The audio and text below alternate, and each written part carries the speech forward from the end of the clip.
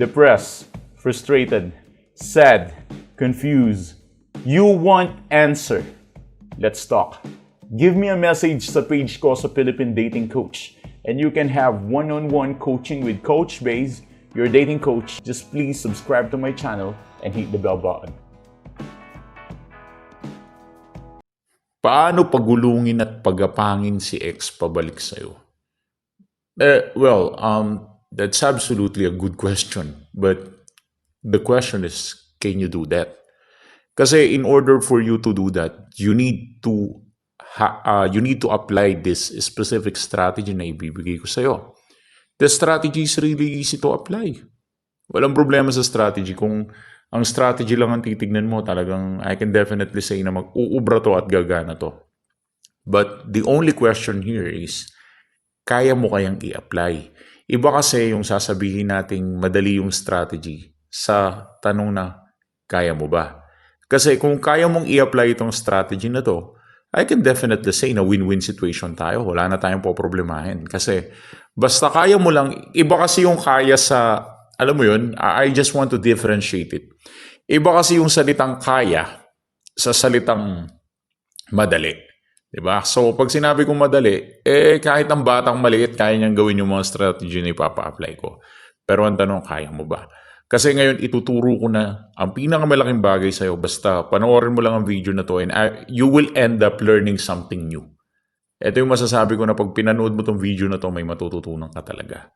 So, the first challenge here is, can you overcome your anxiety? That's the first requirement in this strategy. Kasi, karamihan sa inyo, most of you probably 90% babae, lalaki, 90% literal, all of you, meron kayong isang bagay na kinatatakutan na nagbibigay ng anxiety sa inyo at anxious spirit para mag-step up kayo sa challenge na to. Ito yung fear of losing your ex. Lagi kang ayaw mo magpakampante. Sobrang naka-obsess at running mode ka na baka isang mali mo lang, masira lahat ng ginagawa mo. Diba? Baka isang maling post mo lang, baka isang maling like mo lang, baka isang maling deactivation mo lang, is masira na yung buong strategy how to get your ex back. And because of that mistake, and because of that, it becomes a curse on you. At ang situation ngayon, you have the fear of losing your ex.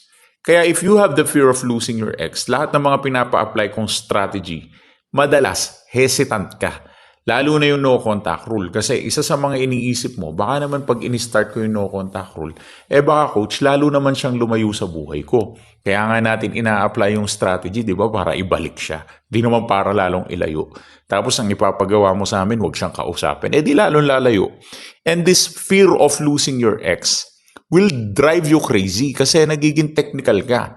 At napupunta ka sa pagitan ng hope and fear, and hope and losing, and hope and beating yourself up. Napupunta ka sa mga ganong klase ng category na hindi mo malaman kung anong resulta at saan ka pupunta. Kung magno-no contact rule ba ako ng 15 days, kaya ba? Baka naman nag-no contact ka ng 15 days, di lang siya nag-reach out, feeling mo, wala nang chance, di na kayo magbabalikan. Alam mo yung sobra kang metikuloso, sobra kang invested sa ex mo, at sobra kang praning sa ex mo. Kasi gusto mong maibalik siya sa mga strategy na siguradong magiging effective. Pero ang tanong, kaya mo kayang i-apply to? Dahil isa sa mga pinakapagagawa ko sa'yo na technique, how to get your ex back, is yung opposite of what you are thinking. Kasi what I want you to do is to move on.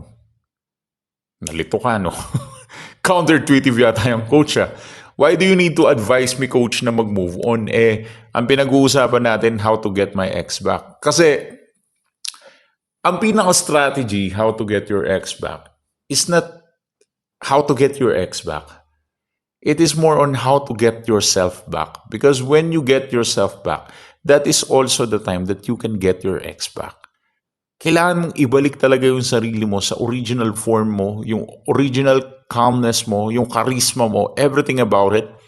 Kailangan mo muna mag-move on dito sa anxiety mo. Kailangan mo muna mag-move on sa kapraningan mo.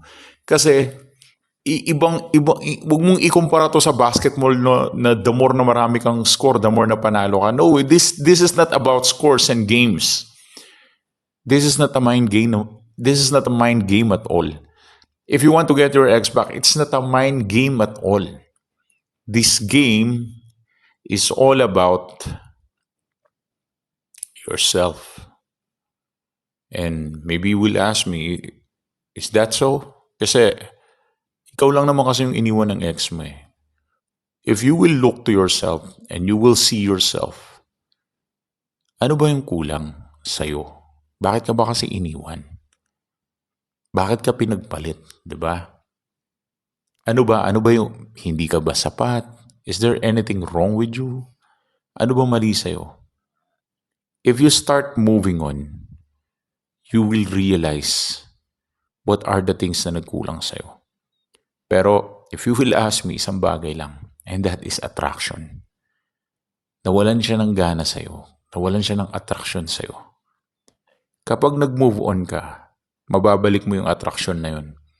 Kasi kapag nag-move on ka, ililibing mo na rin yung salitang fear of losing your ex. Ililibing mo na yun eh. Kumbaga wala ka ng pakialam kung mawala man ng ex mo, hindi eh.